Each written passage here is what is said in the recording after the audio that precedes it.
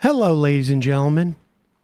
Today's episode brought to you by my favorite sponsor, sunsetlakesebede.com. And want to wish you a happy 4th of July, belated, but it's still relevant because you still have time to get in on the sunsetlakesebede.com July 4th sale. Summer's here, and if you want to decompress, enjoy some time with friends, lose yourself in a book for a few hours, give sunsetlakesebede.com a try. Our friends at Sunset Lake are running a site-wide sale right now, 25% off a site-wide when you check out with the code July4. Use the word July, the number 4, no space in between. Folks, I indulged this weekend. Every now and then I'll have a pre-roll after a nice dinner. Maybe I'll use it to chill out if the multiple kids I am juggling and the cat and the dog simultaneously are all getting on me. Maybe some of the animals poop inside the house. Oh, lovely. That's stressful, but Yeah. not if you have Sunset Lake. There you go. And you can relax more easily knowing that sunsetlakesebede.com is a movement partner. They have donated tens of thousands of dollars to things like carceral reform, independent media outlets, strike funds, direct aid to folks living in poverty, or Planned Parenthood, refugee resettlement. The list goes on and on. Don't let this summer pass you by. De-stress and decompress when you head to sunsetlakesebede.com. Use the coupon code July4, the word July, the number 4, to save 25% site-wide. This is the time to try all those different products. All third-party tested. No pesticides. Sale ends tonight at midnight, July 7th at midnight Eastern. See their site for additional terms and conditions. And in the meantime, now for the show. The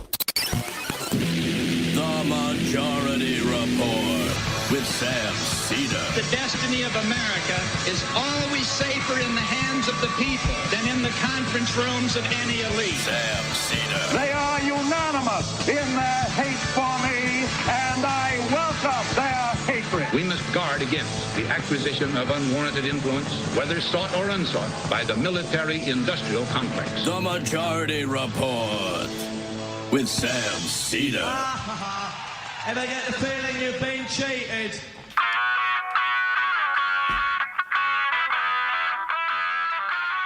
It is Monday, July 7th, 2025. My name is Sam Seder. This is the 5-time award-winning Majority Report. We are broadcasting live steps from the industrially ravaged Gowanus Canal in the heartland of America, downtown Brooklyn, USA. On the program today,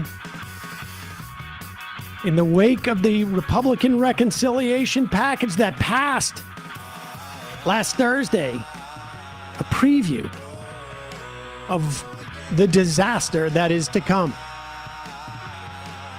More than 80 dead, dozens missing in Texas floods, including dozens of children. Musk announces a new third party, the America Party.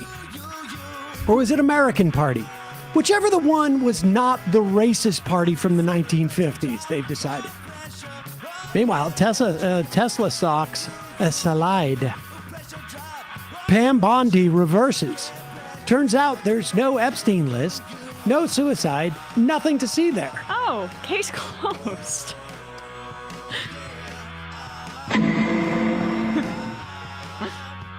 Bibi Netanyahu to meet Donald Trump in the White House today, as talks have been going on about a Gaza Mediterranean beach resort by Tony Blair's outfit. Trump announces a new non-deadline extension to compliance with his new tariff structure, and he'll impose tariffs if they don't. Very well reasoned. Yep. Day 7 of the Philadelphia public workers strike.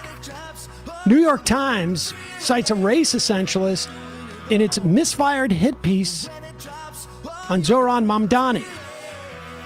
And that supposed Social Security tax cut in the big reconciliation bill? Well, not really. Federal judge okays deportation of 8 men to South Sudan. Only one of them has ever been there before. All this and more on today's Majority Report. Welcome, ladies and gentlemen. It is Monday, but it's a special Monday. Guess who's back? I'm back. Hello. Emma Vigeland back. Whoa. Survived. Wow. A little loud. Yeah. What's People that? supposed to be in the car. Sounds like, There's a rain. yeah, it sounds like the subway or something. Foot traffic. Okay. All right. I'm people are back. Very excited that you're back. I'm very happy to be back. You know, I couldn't believe that You didn't miss any news. I know. It's going to take me a second to get back into the swing of things here because there's just so much news that you miss. But thanks to everybody for the nice messages. It was fun to call in, fun to celebrate. I got through customs. I was a little worried about that. Did you have a different phone? I didn't end up doing that. We talked about that before, but I did do some of the precautions, which I guess I'll tell people now, or maybe I should have before, but some of the recommendations are turn off the Face ID on your phone if you're going through customs, and just turn your phone off, because basically they can't unlock your phone with your passcode without a warrant, but they could put your phone up and the Face ID could unlock it and they could see XYZ, pro-Palestine tweet or image or something like that. So I was a little nervous. It was a total zoo, though, there. It seems like not the most efficient process to ramp up all this immigration enforcement, but we had a great time. So, And we should also say today is a special day because Brian is flying solo today. And of course, the funny part is at the end of the show, we will announce to him that actually we had the day off today. And this has just been a hazing exercise. That would actually relieve me. Yeah. So bear with us. Brian, first time flying the ship solo in record time, though. I know. You're up to speed. It's been 3 weeks he's been here. Yeah, I'm pretty good. Pretty insane. All Well, right. it's a Flex little bit on 'em. early. Flex on him. It's been a little bit Or maybe early. wait. A little early. My Maybe, superstition is telling you, doing the wait until the end of the show. victory lap. Yeah. Emma predicts success. No, dang it. So I've doomed you to failure. All right, let's get in on what's taken place in Texas. Just an absolute horrific calamity. Dozens of children at a camp at multiple camps along this Guadalupe River, which apparently is one of the most dangerous rivers for flash flooding in the country in Texas. The speed in which this thing goes from like almost a dry riverbed to a small lake is just astonishing. Here, well, let's just give you a sense of this is a time-lapse video. It starts at 5:10, I guess, a.m. on July 7th. And it goes so quickly. Or no, it's the 4th. On the 4th. They did sorry. the reverse. So. And you can see, like, within minutes, the thing just gets huge. I was reading also that it was particularly acute because there had been such little rain that the doesn't perk. It's, I mean, it's so flat it almost just like glides across well, it. the drier it is, when the soil is that dry, Right. it just does not absorb the water as easily. And so it just, like you say, just slides right off it, and just rather than actually sinking into the ground on some level. I mean, people can go, just with your houseplants, if you allow them to go that long, you can see the difference. A horrific tragedy. And, but the bottom line is, we used to have, I think it was a longtime listener of this program, studied catastrophes, and he said there's no natural catastrophes. Nature happens. The catastrophes happen when we as a society are incapable or have done things that make us more vulnerable to these things than we should be. And, over time you learn we don't build on marshes. We don't build on floodplains. But we also measure, we know how great a flood it's going to be, and we build commensurate to that. You don't build buildings in an earthquake zone unless you have built them in a way to sustain earthquakes. And there are other places where, there are buildings that you can build in parts of the country that don't get hit by tornadoes or hurricanes on a regular basis that you can't build in other areas. And what we're dealing with now is a multi-pronged catastrophe. One being that things like this are going to happen more and more and more because of climate change. Can we say there's a one-to-one relationship between this and climate change? Probably not, but we could probably say that there's a 1 to 7/8 relationship.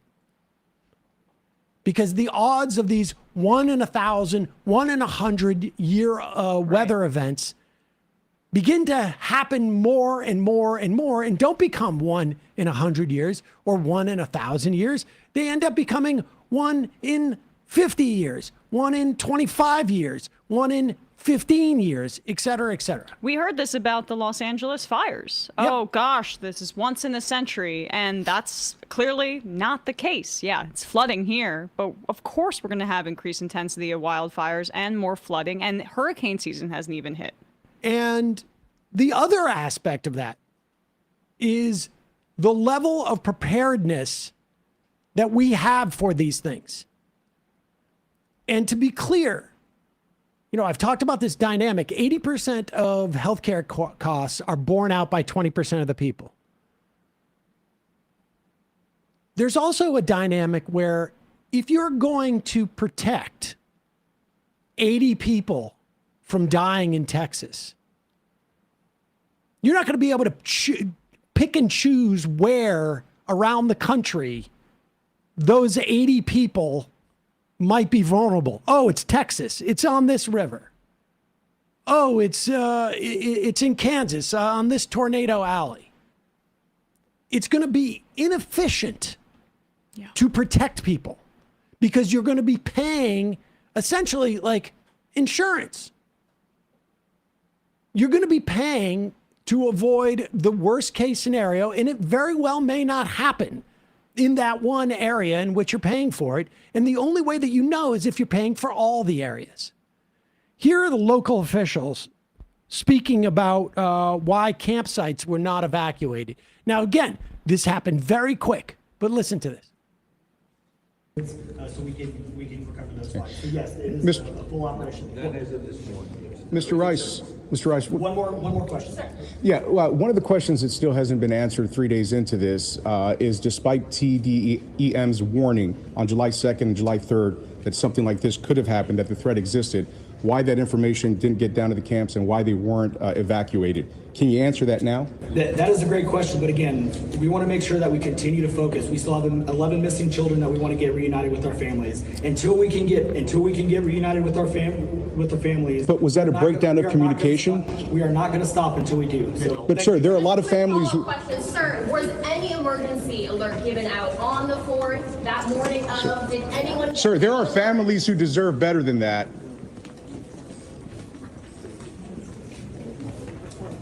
Gosh, that reminds me so much of the Uvalde fallout and the complete down in Texas passing off of responsibility from official to official until basically the families had to be satiated with the horrible response that they got. At other points, those same officials were talking about there was a failure to hear from the National Weather Service to predict this. This is a clip. We played this clip a month and a half ago when it first happened. This is a South Florida weatherman. This is in early June. And he is basically warning his audience that he's not going to be able to do his job in the way that they have come to expect him to do it because he relied on the National Weather Service in a way that he realized he could not rely on anymore. Right? When is it going to turn? John, it's not turning. It's coming straight to us. It's going to turn. All right? The turn was never forecast to be on Sunday. The turn isn't even on Monday morning. The turn will come Monday afternoon, Monday evening, into Tuesday. Remember that? That was about 6 years ago. That was Hurricane Dorian, as it was absolutely devastating the Northwest Bahamas as a Category 5, sat over that region for 2 days. It was headed straight west. Lots of people in Florida were concerned the hurricane was heading here. And as you've grown accustomed to my presentations over my 34 years in South Florida newscasts, confidently, I went on TV and I told you, it's going to turn. You don't need to worry. It is going to turn. And I am here to tell you that I'm not sure I can do that this year because of the gutting, the sledgehammer attack on science in general, and I could talk about that for a long, long time, and how that is affecting the U.S. Leadership in science over many years, and how we're losing that leadership, and this is a multi-generational impact on science in this country, all right? But specifically, let's talk about the federal government cuts to the National Weather Service and to NOAA. Did you know that Central and South Florida National Weather Service offices are currently basically 20 to 40% understaffed? From Tampa to Key West, including the Miami office, 20 to 40% understaffed. Now, this type of staffing shortage is having impacts across the nation because there's been a nearly 20% reduction in weather balloon launches that carry those radio sounds. All right, we don't need to see the whole thing, but you get the point here. The quality of the forecasts is because the point here, of course, is that it makes a difference. What happens with the National Weather Service to local predictions of what's going to happen? Here is a clip. This is in the, this is the one I put in the, yeah. Here's a clip that outlines the cuts to the local area National Weather Service offices in Texas. The head of local weather warnings will take an early retirement as cuts happen to the National Oceanic and Atmospheric Administration, better known as NOAA. The last day for the warning coordination meteorologist Paul Ura is April 30th. He coordinates the warning function of his office and is in charge of the Skywarn program, spotter training, and sharing information with the community. Ura's retirement is part of an early retirement package offered to National Weather Service employees. He's worked with the service for 32 years and spent more than half that time at the office in Austin, San Antonio. Let's bring in our chief meteorologist, Nick Bannon, now. And Nick, help us understand what this means for you and many people out there in the community. Yeah, more than any other meteorologist at our local National Weather Service Austin, San Antonio office, we work with Paul more than anybody else. He is a great segue between the studies and the forecasting that the National Weather Service does, as well as the warnings and watches that they put out. And he is a great connector closer to the media so that we can follow along with their thinking. We can help pass along those important warnings to you at home. And as he leads the warning section of the National Weather Service, he, of course, plays a big role in determining issuance of watches and especially warnings in the local area. Even though the Storm Prediction Center do the watches, they do coordinate with local National Weather Service on the watches eventually, and then the warnings are distributed by our local National Weather Service office. But more importantly than his job description is his experience. He's been working with the National Weather Service for 32 years, as you mentioned, and more than half of that time in our local office. And all right, and his position. Can we say with 100% certainty that if these cuts, these slashing that had not happened on the national level by DOGE and by the Trump administration, Project 2025. Project 2025 lays it out. Like, Rust vote's still there. There's a lot of, I think the press is focusing on DOGE a lot, which they should, but Elon Musk is out of the administration now. Rust vote and Project 2025, they're executing this currently. They are currently doing this, and I think we may have even like a tweet in the, I think it's page 674 off the top of my head, if I recall correctly, where Project 2025 talks about these cuts because these agencies promote the idea that climate change is real and that we can do something about climate change. Now, at the very least, what agencies like this do in terms of climate change is acknowledge its existence and say we have to change the way that we live. Now, ultimately, the problem is that when climate change becomes more and more extreme, the options available to us in how we are to live become narrower and narrower. You can't live in Miami because it's underwater. Yep. You can't rely on certain foods because there's not enough farmland that is, capable of providing this food. You can't live in this area because of the storms. New York Times reported more on those cuts. According to the New York Times, the San Angelo office of the National Weather Service was lacking a senior hydrologist, staff forecaster, and a top meteorologist. The nearby San Antonio office also had vacancies for a warning coordination meteorologist and science officer, roles that are designed to work with local officials to plan for floods. Times reports that the warning coordination meteorologist left after taking early retirement, an offer that the Trump administration had used across the agencies to try and shed staff. We just saw that news report. Times also reports that while some open roles may predate the current administration, the current vacancy rates at both the San Antonio and San Angelo National Weather Service offices are roughly double what they were in January. I mean, that would make sense, right? Like the numbers are 24,000 employees at NOAA that were fired, reinstated, then refired. And that's just that one agency. And the bottom line is this. The Republicans have never cared about climate change. They have deployed all sorts of different things to argue that it doesn't exist, then to argue that it's not man-made, then to argue that technology is going to take care of it. At the end of the day, it is because they do not believe it is the role of government to protect its citizens. That's it. They don't believe that.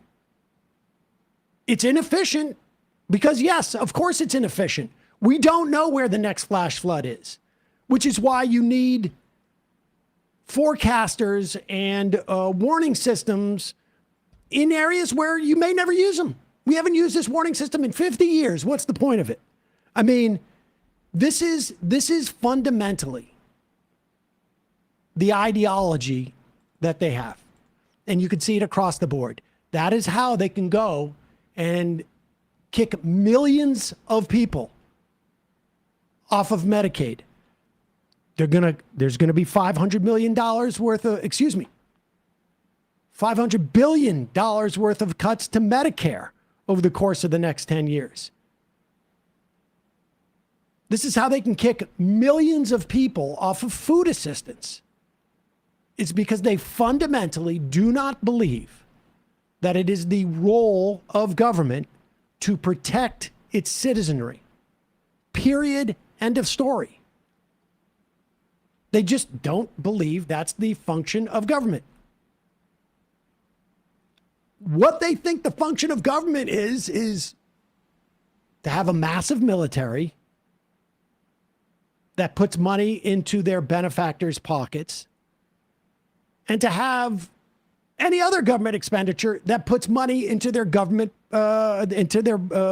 benefactors' pockets. That's it. There's no other explanation. While every single Republican -2,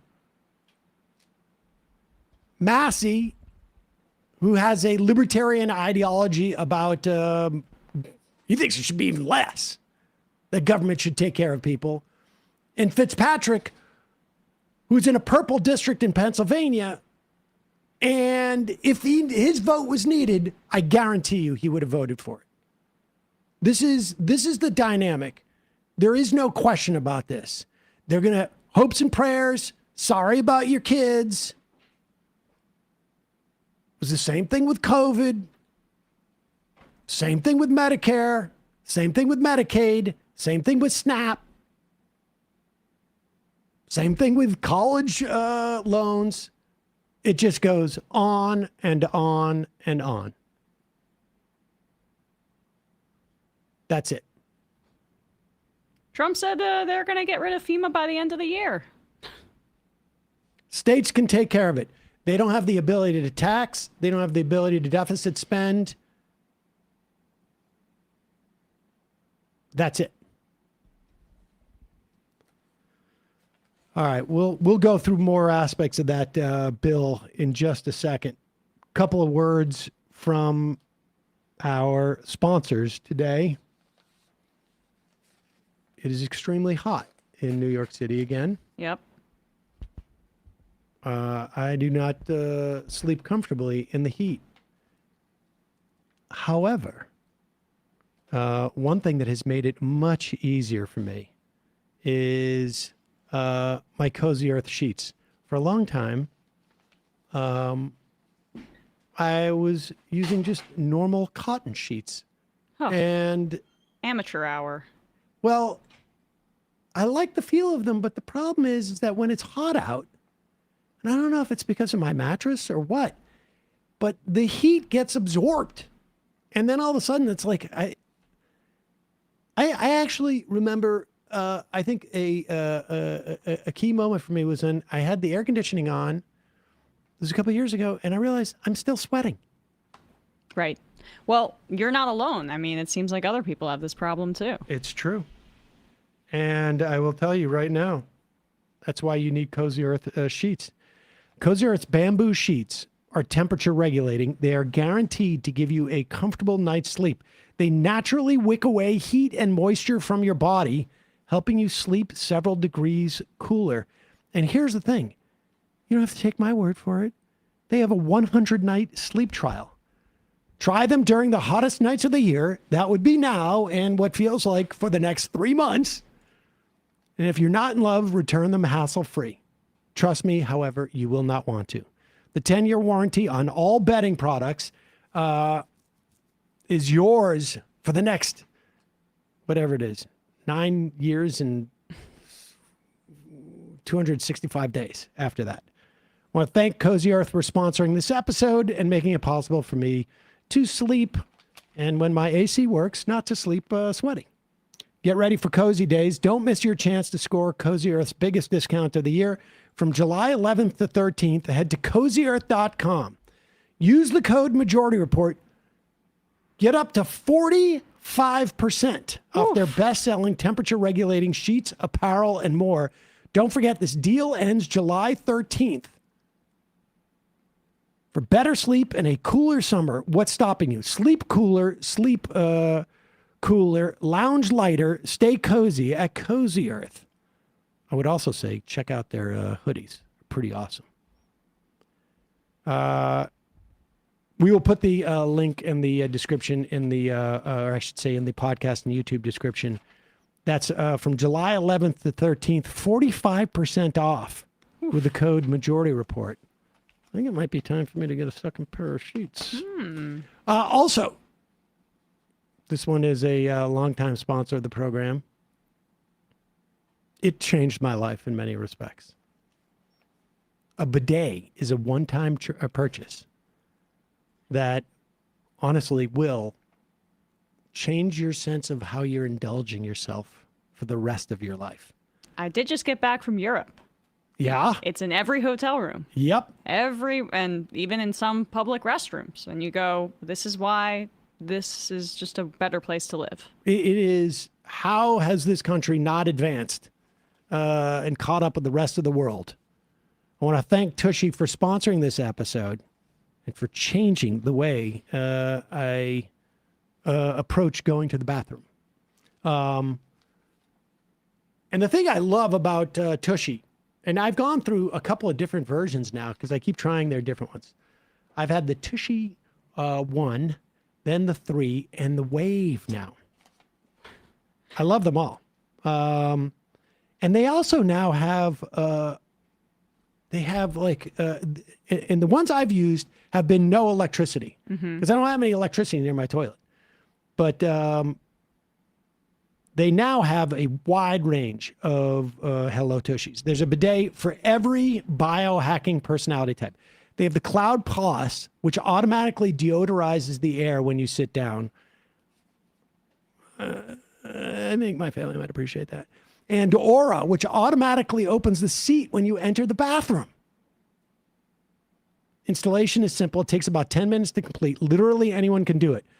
Every Hello Tushy bidet comes with a 30-day hassle-free return and a 12-month warranty. Aura is Tushy's brand new electric bidet with an auto-open lid and seat, instant warm water that never runs cold, and UV sterilization for next-level hygiene. Aura by Tushy easily attaches to your existing toilet without the need for additional plumbing. It's also easy to use. You sit, you cleanse yourself, and you dry using the built-in dryer. Oh my God, I may have to do an upgrade here. Another upgrade. I just got to figure out how to do the electrical part. That's right. Cleaning yourself after using the bathroom is now hands-free. People who have made the switch to Tushy use it to 80% less TP, no more clogged toilets, no more wasting money on something that does an inferior cleaning job cleaning your body. Elevate your comfort every day for life. For a limited time, our listeners get 10% off their first bidet order when they use the code TMR at checkout. That's 10% off your first bidet order at hellotushy.com. Promo code TMR. Again, that's 10% off your first bidet order at hellotushy.com. Promo code TMR. If you got multiple toilets, I would get both. Get that discount. All right. Let's get into this big bad bill that passed on Friday. Some of the most interesting features of it is that they have really backloaded the cuts to Medicaid. In some instances, you're not going to see those until the end of 26 after the midterm election, some in the beginning of 27 and into 28. But it's going to be pretty devastating. The Medicare cuts are going to come quicker because that is part of sequestration. If you run a deficit, there are rules that were set up in 2011 called PAYGO, where there's an automatic across-the-board cut. And Medicare looks to be losing $50 million a year. It's unclear how they're going to get around this. Theoretically, Republicans could say, all right, we're going to override the pay-go rules. I don't think they're going to do that. What you will see sooner is that if you're on the exchanges and you're on the low-income part of the ACA exchanges, you're going to get hit with much higher rates because subsidies are going to get crushed.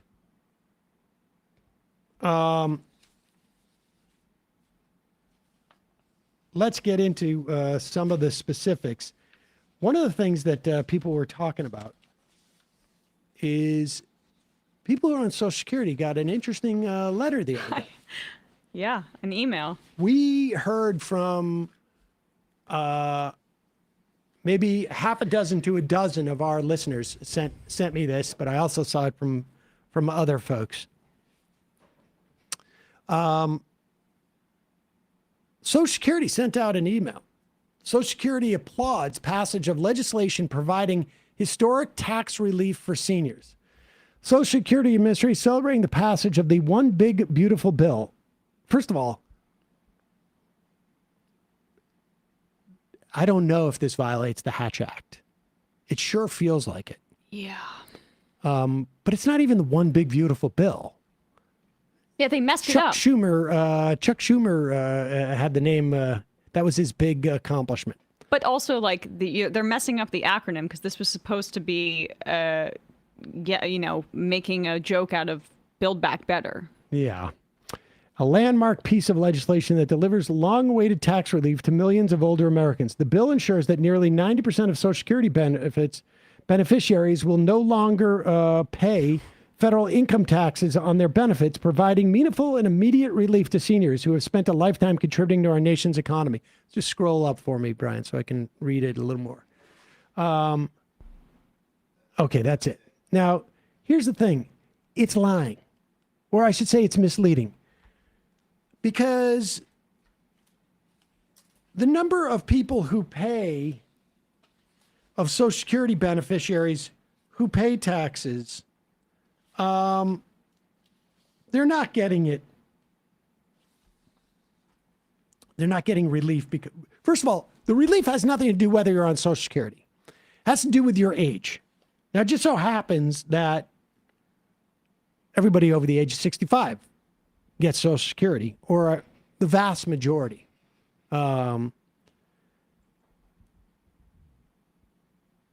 Older single filers are going to get a $6,000 deduction, $12,000 for couples, as long as their income falls under a certain ceiling, below $75,000 or below $150,000 for joint filers. But half of the people on Social Security receive income that is too low to be taxed anyway. So lower income people are not going to be helped. The new tax break is expected to benefit middle and upper class households.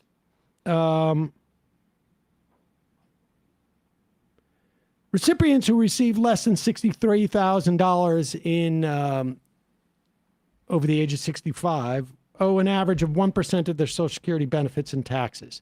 So the bottom line is that this is going to help some people, not that many, and the story of there being no taxes on Social Security is a complete lie. That's just not the case. It's a tax break for middle and upper middle class taxpayers. That's it. Who are over the age of 65. If you had to retire at age 62 or age 64, you're not eligible.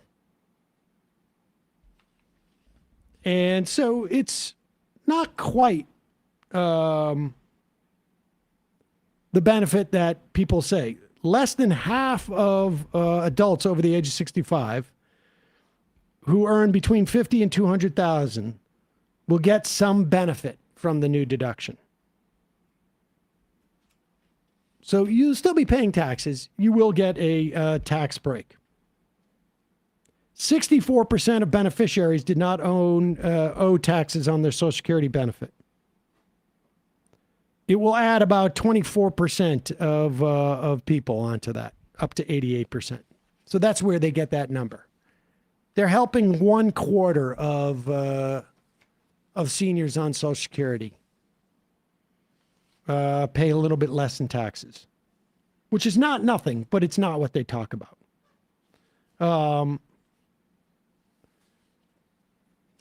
Let's go to the other aspect of the bill. This is on tips and overtime. Again, there's no tax on tips up to the first $25,000. Now, most people who make tips make virtually nothing in guaranteed wages. Yep. The minimum wage, I think, for if you're a server, or, waiter in some way, is I think like a couple of bucks. Yeah, I gotta look this up. For tipped workers, hard to do right on the fly, but it's very low. It's very low. They make a majority of their income with tips. Vast majority. Is there a federal minimum for? I'm not sure. In New York, it's also incredibly low. Looking that up right now. But the bottom line is you get $2.13 per hour. Yep. I thought it was $2.35. That is the tipped minimum wage. So only the first $25,000. And I got news for you. If you live in a city, $25,000 a year is not very much to live on. Tip workers will still face the 7.65 combined payroll taxes that fund Social Security and Medicare. So it's basically only the first $25,000 is free from income taxes. Let's play this clip. It also, incidentally, now, if you're in the 12% tax bracket, and you that first $25,000 could provide for you close to $3,000 in tax savings. And to be fair, that's a significant amount of money. $250 a month, but it's not anywhere near what they have praised. And also, to be clear, unlike the corporate tax and income tax cuts, these sunset in 4 or 5 years. Here is Mike Lawler talking about how that's just sort of the most natural thing ever. Obviously, the party came together today to pass one of the largest tax relief bills in American history, increase domestic production of energy, secure our borders, strengthen our military, and start to rein in the size and scope of the federal government. Pause it for a second. I just want to remind you that we're projected to spend ICE $86 trillion now, over the next decade. This bill starts. ICE has a budget that's like 10 times larger than the FBI. It's the largest budgeted, I guess, police force, bounty hunter squad that we have in the country. It has a budget larger than some European nations' military. And yet, in the same breath, he talks about shrinking the size of government. We added $100 billion annually. We now spend like $1 trillion on defense. Maybe more, actually. On defense.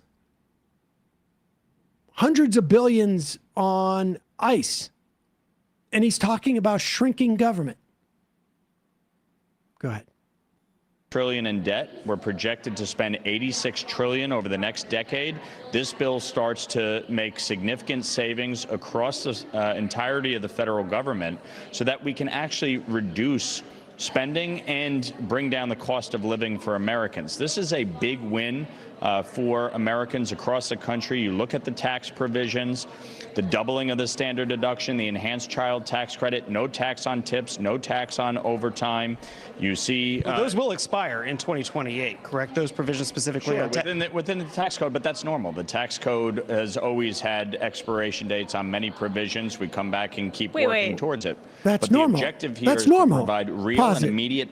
That's normal. Is it normal? Because weren't they framing, and again, I've been out for 2 weeks, so I'm a little rusty. Weren't they framing the expiration of the Trump tax cuts as like a major tax increase on everyday people when they were trying to justify this big, ugly ass bill? They said it was normal to use that actually as a baseline, which is why the deficit numbers came even remotely close to what they said they were, because they're pretending like the tax cuts weren't supposed to expire. That's interesting. It's, I don't know who Mike Lawler thinks he's kidding, but I hope he enjoys his last 18 months in office. Well, yeah, no, it's why I brought up New York State, and I guess got to correct myself here because in 2024, I think there was that increase in tipped minimum wage to higher by many times over the rest of the country. But that was a part of what AOC was running on, too. It's interesting because, New York State's economy is doing better than some other states that have that very low minimum wage. Same thing that happened in Seattle. We were told that was going to bankrupt the city when they raised the minimum wage. Didn't happen. It's up to like $10 an hour. Right. And $9 an hour. And in New York City can be 12 or $10 an hour, somewhere around there. It's 11 for New York City. There you go. Here is a compilation of Republicans trashing this bill before voting for it. I know this is just like sort of run-of-the-mill hypocrisy and cowardice, et cetera. But and that we see this, we could run a similar compilation of people talking about what a fascist Donald Trump was and how they basically bent the knee to him. But here are the Republicans who are doing this. It includes some of the 18 or 20 who are going to be most targeted in the House for seat flipping. But let's just watch this. It comes from MSNBC. What the Senate did is unconscionable. What they did to our bill was unconscionable. I'll vote against it here, and I'll vote against it on the floor. You're going to hear a lot about the tax cuts, but the deficit, nobody's talking about the deficit. Nobody. I got it. The tax cuts are important. We are going to get the tax cuts done in some fashion. But we cannot saddle our children and our grandchildren with an exploding national debt. Do I like this bill? No, because I tried to take care of Alaska's interests. But I know that in many parts of the country, there are Americans that are not going to be advantaged by this bill. Mm-hmm. Incidentally, does all three of them voted for it. Yeah. She voted for it because she got basically bought off by Donald Trump with, like, it was the Alaska, David Gold Dane rush. wrote about this, right? It was I guess Alaska has the #1 amount of improper payments for things like SNAP. Yes. And the bill made it funding kind of contingent upon that as a way to get Murkowski to agree to the bill. What happened with the SNAP cuts was their improper payments as a way of doing a payoff to Alaska. Improper payments became a mechanism or justification for a waiver to SNAP cuts for 2 years. And to justify to the parliamentarian how they were giving this waiver, they couldn't just give it to Alaska. They did it to the top 10 states with improper payments. Or I should say, improper payments, which can include checks written to people who weren't there, or a lot of this stuff gets clawed back. But it's basically an error rate. And what it does is it incentivizes states to have a high error rate because it will continually keep them from getting snap cuts from the federal government. And so it's a complete, I don't know, white elephant boondoggle, essentially. I mean, and Murkowski, honestly, the other Republican senators should have done what she did or pretend to hold out before selling out the rest of the American people, because she got some goodies, or at least some giveaways for her vote. She was bought off. That's how Trump's whole tariff policy is too, where he wants to create this like level of austerity and cuts so that individuals, whether it's or the tariff policy is about trade policy, obviously, but for people to come to him and then get corrupt carve-outs. That's the entire way that he's operating here. With Hawley, it was the same thing. And then I just saw this morning that Heat Map reported that Ralph Norman, who was in that compilation, was brought onto the bill because Trump basically promised him that he wasn't going to just phase out the Inflation Reduction Act solar and wind subsidies. He was just going to end them immediately. So that's what he got in exchange for his vote. And I'm sure the more digging that's going to happen over the next few days will uncover that all this was a mob boss thing by Trump. Yeah, and the reason why you have someone like Murkowski who was able to do that, it's because her vote was not as contingent upon her relationship with Trump as others. Yeah. So she has a little more latitude to pretend like she's going to vote against it, essentially, for negotiation. Here is Tim Burchett. Give you a sense of what he got. Wasn't he one of the guys that was so enamored by the signed hats? Did he get? Was he? Did he get? Did he get? Watch. Here, okay, this is Tim Burchett. the clip. Oh my God. Him, Tim Burchett, leaving the White House after his big negotiation, where Tim Burchett essentially bragging about. Here it is. This is embarrassing. Hey everybody, Tim Burchett, just leaving the White House. Everybody say, hey, Byron Donalds, next governor of Florida. It's great to be on with Timmy B. Scott Perry, my number one man, general. I got Norman, got Burkeen over here. Got us all, baby. The president was wonderful, as always, informative, funny. Sexy. Told me he liked seeing me on TV, which is kind of cool. Hey, Commissioner, look at there. Commissioner wearing purple. That's the color of royalty. All my people. Are we getting it done? Yes, ma'am. Good to see y'all. I'm a happily married man. Oh, you see I'm that? so sorry. She clipped me, man. She clipped me. Did y'all see that? Anyway. I'm good.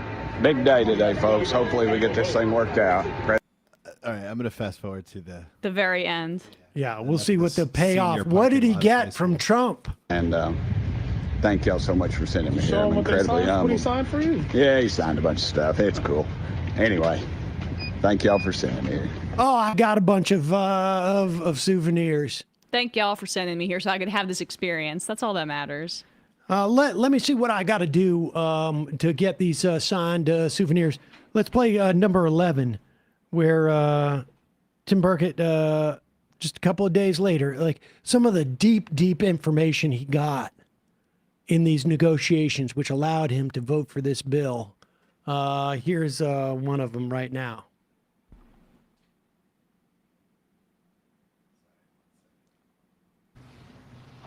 Well, that's one thing that the CBO and any of the bean counters never really take into consideration is the incredible economic outlook for our country. I mean, can you imagine energy if we remove a lot of bureaucracy?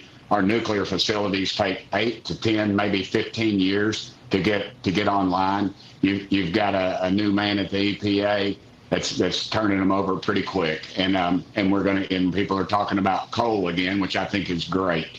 God put it in the ground. Let's use it. Everybody across the world's using it, and they're passing us by.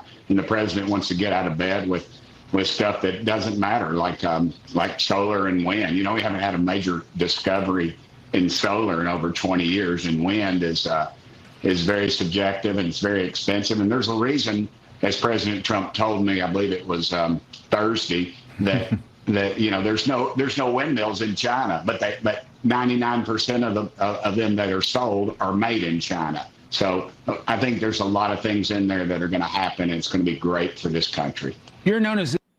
Yeah. About those windmills in China. Almost 200,000 windmills deployed in China. What is he? There's been no significant advancements. What is the reason behind that? Well, first off, I don't even think that's true. Right, it's not true. But they're basically what the underlying claim he's making there is that it's not necessarily very profitable, because when you install solar panels or when you install windmills, it's not like oil where you have to get another gallon or another gallon of gas at the gas station. The cost of solar panels has gone down dramatically over 20 years. I mean, that is the technology, and the battery technology has also changed dramatically. I mean, first of all, he's lying. Yeah. He's lying, and he's an idiot because he obviously didn't bother Googling what, I mean, look at China's, what we have in terms of wind capacity in 2022. In 2022, their growth in wind capacity grew by double what ours did. Now, even at that time, our wind percentage of total was 10%, a little more than China's. But they're growing at a rate, I would imagine by now, they have surpassed us. I mean, we've essentially ceded this whole technology over to them, despite, I don't know, when I was growing up, we were talking about solar and wind and the creation of that technology here in the United States. Here's an interesting thing about what God has been doing, too. Oh. God's not only been putting coal in the ground, but here's the amazing thing. Wind and sun are not even buried. We don't have to even dig to get them. They exist. That's the devil. Right, but that's what I was about to say. It's the devil's technology. You don't know where the wind's going to blow. I mean, I guess that's true. Well, with the cuts to the National Weather Service. I guess that's true. I mean, God also put arsenic in peach pits. So maybe he should be eating more arsenic. That was for Eve. Oh, all right, exactly. I mean, of course it's stupid. And to be clear, the reason why we haven't built nuclear power in this country has been a function of the desire for people to invest in it. We could have a program where we actually build publicly funded nuclear power plants. But when he says nuclear power, what he's really saying is we're giving subsidies to oil. Yep. That's what he's talking about. All right. We're going to take a break, head into the fun half. We will have more as people start to dig more out of this bill in the coming days. But it's a real disaster. Over the next couple of days, we'll talk about the part, from my perspective, which is the most problematic, and that is the expansion of ICE. Yeah. The Medicaid stuff, theoretically, can be rolled back. The SNAP things, theoretically, can be rolled back. The pullback on the subsidies in the Affordable Care Act can be rolled back. Frankly, there's a solution for all of that. The $500 million cuts to Medicare, and it's called single-payer health care. I think it's, more and more likely in the event that, we have future elections and they're not canceled because of a state of emergency or whatever it is. In the event that Democrats take hold of power again, it's quite clear that if we head on this trajectory, there's going to be an increasing call for massive change in the way that the country does business. But the ICE thing, when I look at all the things that were created in the wake of 9/11, including ICE, including ICE, those expansions are really, really dangerous. And it is unclear to me where you're going to get 10,000 more washouts from the police department. It's going to come from, It could be like part in January Sixers. Oath Keepers. Yeah. January Sixers. It's still not 10,000 people. And there's no apparatus to hire those. There's going to be all sorts of graft. There's going to be, they're going to be throwing money at building detention centers. And it's basically just like a brown shirt expansion program. That I think is going to be really, really disturbing. And of course, stuff like the enormous brain drain that we're going to have in this country, the capital flight. There's going to be a problem. The capital flight's not going to be because of taxes. It's going to be in terms of investing within this country. I mean, it's just sort of like it's so backward ass right now. This destruction too of these subsidies from the Inflation Reduction Act. Why would anybody invest in this country if they were using like this for these subsidies and the promise of this for new construction? And to be clear, let's also remember the IRA was giving subsidies to forward-looking technologies. Yes. So if the subsidies get pulled back, they realize this country is, you could get, you could get AOC as president for 4 years, and you'd be an idiot not to think like, how do we know we don't get Trump Jr. the next year? Like, anybody who's building these technologies that are forward-looking, that involve a 5, 10, 15-year, 20-year horizon for profitability, for wide, adoption, they're going to look at this country and go, it's just too high of a risk. Same thing with the tariff policy. Yep.